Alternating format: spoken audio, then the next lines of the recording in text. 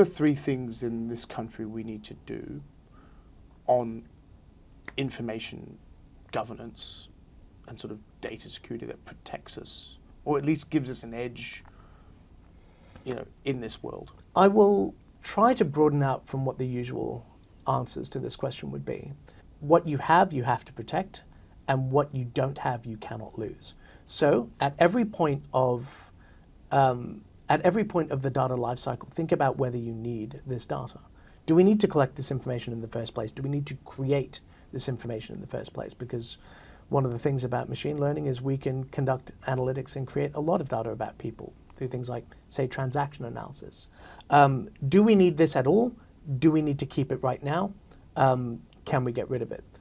Minimizing the amount of data you hold is going to minimize your risk in the long run. It's also going to save you money, which is a happy byproduct. Two, I think we really need to get to grips with the issue of political information when it comes to the interaction of politics and generative AI. How are we going to learn how to distinguish truth from fiction, and how are we going to make it easy for our community to do that? And three comes down to a topic we haven't gone into a huge amount, but automated decision making. We talked a lot about generative AI. We didn't really talk a lot about things like using systems to make decisions based on data that we've received.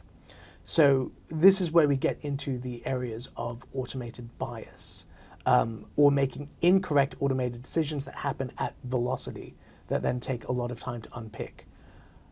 These technologies are easy to implement. They're also easy to implement badly. So one of the things we have to do, particularly in the government space, is ensure that we've got checks and balances when we use these kinds of technologies to make decisions, because we are going to. It is the way that technology is being adopted and adapted now, and it makes sense for us to do it. We just have to make sure that we are using those tools correctly and using them safely.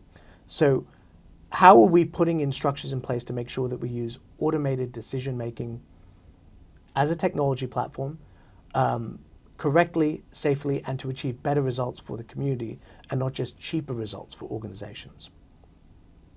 Those would be my three. Wow. Well, there's a lot to process there and a lot to think about.